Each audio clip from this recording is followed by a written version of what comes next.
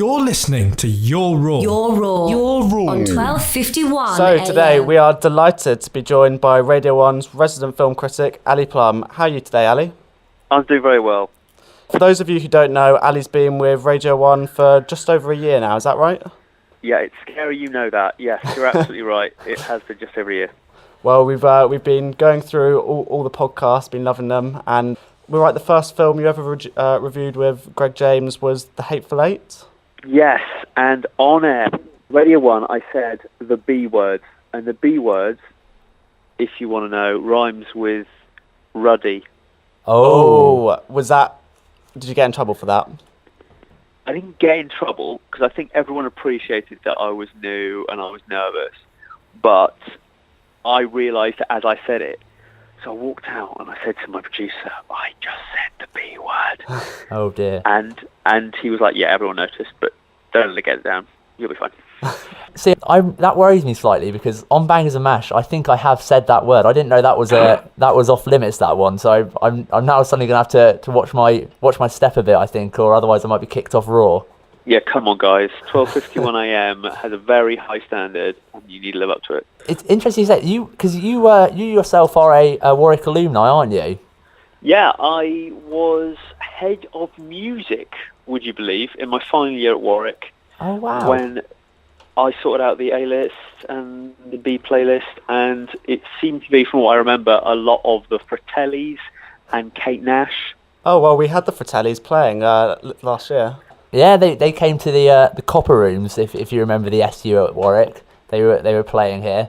But that is interesting. We've now added a C list as well. But it's quite the playlists are always a controversial matter. So it's interesting to hear you were the founder. You were where it begins, one might say. Well, that's a nice Radio 1 joke, which I appreciate. But I didn't begin the playlist. I mean, I just took it over from the last person. Oh, okay. But I'll take the credit if you like. We'll give you the credit. Are you still into your music these days then? I assume you are working for Radio 1. I am, but nowhere near as much as I was back in the day. I was just, as I'm sure you are, my main aim was to just have a laugh and muck about and have a good time with my mates and just enjoy the fact that, yeah, not many people are listening, but you're just having a great time and you get to play whatever music you want and it's just, a laugh. It's an open ballpark. You can do whatever you want, can't you? That's the fun of shooting radio. Big time. And also saying that while I was researching you, I listened to your interview with Natalie Dormer, and oh yeah, and that not only are we both have been or are involved with Raw. I also am a man from Reading, so I'm quite interested to hear whereabouts in Reading you're from in particular. Well, there is a little village just outside called Whitchurch. Well, look, your listeners are going to be fascinated by this, but there are two train stops outside of Reading. There's a little village called Pangbourne. The village next to that village is called Whitchurch, and that's where I'm from. But Natalie Dormer did not give two flying whatevers that we were both from Reading.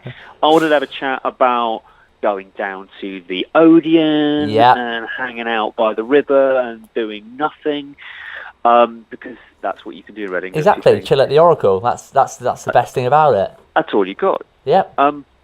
But yeah, so she just couldn't care less. She obviously didn't like me, and that does happen sometimes when interviewing famous people. You realise halfway through, wait, no, hang on, you hate me. Oh, okay.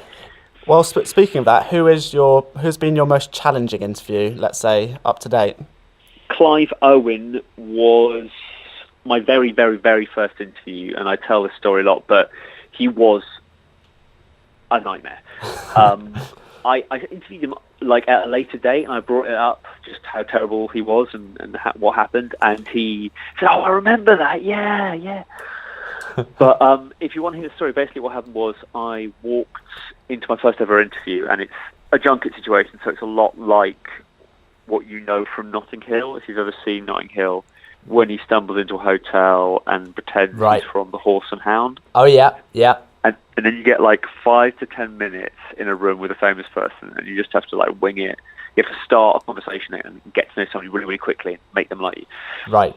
Is it right Anyway. that sometimes they might be doing like 20 or 30 of these a day and are probably very bored by the time they get to you then? Absolutely, and it's all about the same movie, all about the same situation. So there's nothing new under the sun you could ask them. Nothing, like absolutely nothing. You might think, oh, if I say this, they know, and they immediately go, oh yes, it's this. And you can see the cogs swirling in their head. Anyway, I walked into the interview room with Clive Owen, and I was expecting the director, because the guy comes in and he says, hey, I'm going to escort you to the director. And it was for this movie, which you won't remember, called The Boys Are All Right, or the something. Anyway, so I expected the director, walked in, went, oh my God, it's Clive Owen. I'm sweating buckets. The guy on the who's walking me in goes, could you go sit over there, and points to the other side of the room, and there's this sofa. And I think, surely doesn't he want me to sit in front of Clive Owen, because the camera's on that, and then the camera's on Clive. Why would I sit on the sofa on the other side of the room? But I do what he says, and I go over to the other side of the room, and I sit on the sofa, and then Clive Owen bursts out laughing, goes, you're an absolute idiot. You sit in front of me, you mug. At this point, I just want to jump out of the window. No. I sit down in the right seat, I look at my notepad, and all the questions are for the director. It gets worse.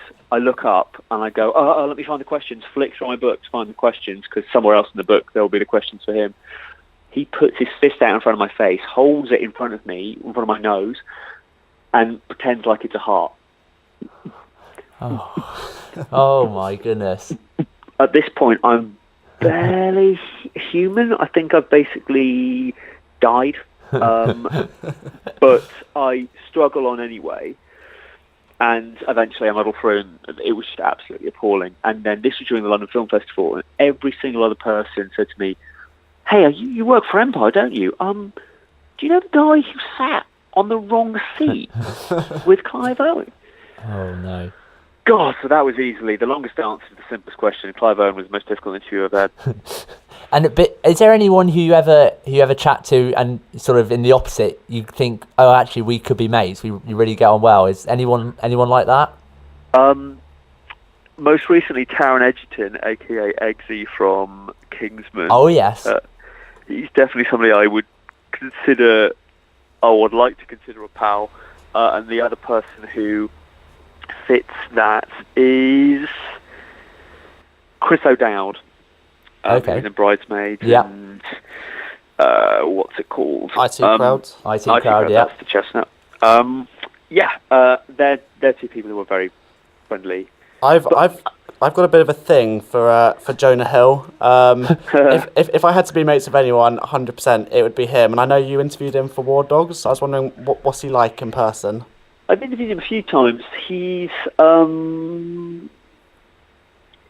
if he doesn't find what you've said funny, he won't go.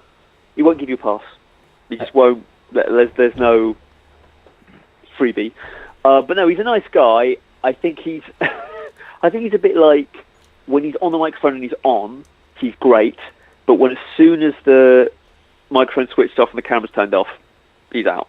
Oh, really? He goes back to being, right, I'm not giving you my A game, Jonah. You're just getting regular Jonah. Oh. Oh, well, you know what they say about never meeting your heroes. I know, right? Yeah, Jonah Hill, your hero. Is there anyone in your time with either Radio 1 or Empire that you've never managed to interview, but they would most definitely be on the list that you'd love to meet? I still hold out hope for meeting Tom Hanks. Might not be the coolest answer to that question, but he is a living legend. And whenever he's on Graham Norton, he just have all these amazing stories, and he's been in so many good movies. Yeah. He's just an absolute boss, and he's always eluded me, and I suppose doesn't have time. He doesn't need to promote movies, little old me. He just goes on to Desert Island Discs and has an amazing hour with them. Yeah, he's just everything he touches turns to gold, really, doesn't it? With Tom Hanks, he's just perfect. And from what I've heard, I think he is actually quite a genuine bloke off the camera as well, unlike perhaps the others Jonah Hills of this world. Yeah, he's a good guy. So are there any upcoming films this year that you're really looking forward to? Maybe a Forrest Gump 2 would allow you to finally get that elusive interview. Imagine, yeah, what's he been up to? Is he still running as much as he used to? Yeah, that was a bad joke. Anyway, the movies that are coming out this year are pretty insane. Obviously, this is my job, so to make movies sound interesting, but I would say this year's exceptional. You got humongous superhero movies like Thor Ragnarok, and you've got Justice League for DC, and then you've got things like Alien Covenant. Yeah. Edgar Wright's got a new movie called Baby Driver. Oh, looking forward to that.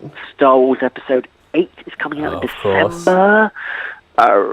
Yeah, it seems to be a never-ending list of big movies in 2017. I think they dropped the ball last year. I don't know why, it was just so pants. But this year, Hollywood are finally getting their finger out and it actually works. You've even got the new Spider-Man movie. Yes. Oh, Homecoming. Yeah, exactly. Obviously, it's Oscar season at the moment, and with all that coming up, now I watched La La Land the other day, and I like the many millions others have jumped on the bandwagon and saying how much they loved it. Do you think it's going to do really well at the awards, or do you think there's maybe other films that we're forgetting, perhaps? We are experiencing the backlash where, and I mentioned this on my podcast lately, where every single year about this time, no matter what is the biggest Oscar frontrunner, say like last year it was The Revenant. Yeah. Everyone just goes, it's not as good as everyone says it is. Because of course it isn't. Because it's become the Oscar frontrunner, so it can never live up to the humongous expectations that everyone has of it. Yeah. And La La Land is just this little sort of indie movie with, some big acting talent, but, it's a musical for musical lovers with references to Singing in the Rain and, like, classic Busby Berkeley stuff. And now every man and his dog is going to see it, expecting to see the second coming of cinema. And it's just a movie that's quite good. I think Oscars are often a tricky thing for film fans because they can inflate expectations. Right. I think still La La Land will do really well at the Oscars. Yeah. I kind of hope that Ryan Gosling doesn't win Best Actor. I think Casey Affleck really deserves an Oscar for Manchester by the Sea, which is an exceptional film.